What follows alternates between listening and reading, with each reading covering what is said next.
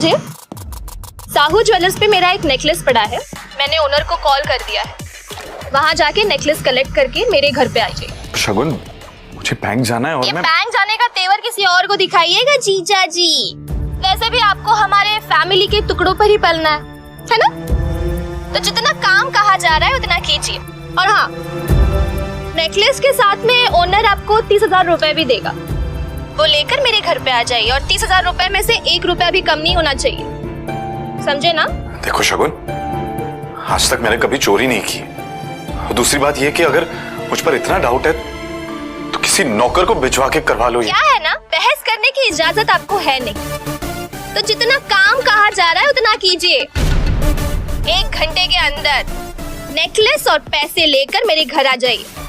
और फिर से कह रही हूँ, 30,000 रुपए में से 1 भी रुपया कम नहीं होना चाहिए।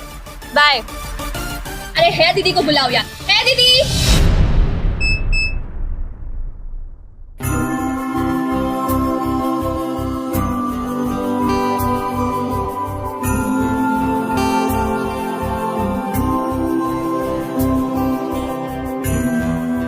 जल्द ही आहान फ्रेश होकर बाथरूम से बाहर आया और जल्दबाजी में अपनी अलमारी की तरफ बढ़ा, जिसमें 2 जोड़ी पुराने कपड़े रखे थे। उनमें से जो सबसे साफ कपड़ा था, आहान ने उसे पहनने के लिए चुना।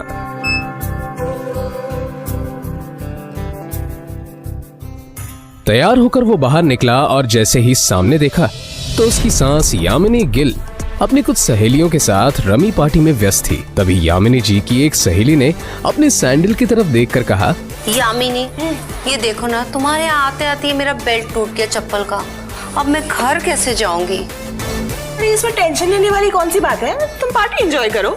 मैं नौकर से कह दूंगी, वो ठीक करवा कर लाएगा। ना ना, मैं नौकरों पे भरोसा नहीं करती।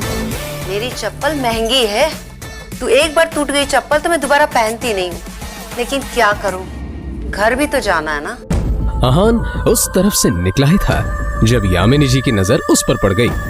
डोंट वरी, नौकर नहीं है, नौकर से थोड़ा ऊपर ही है।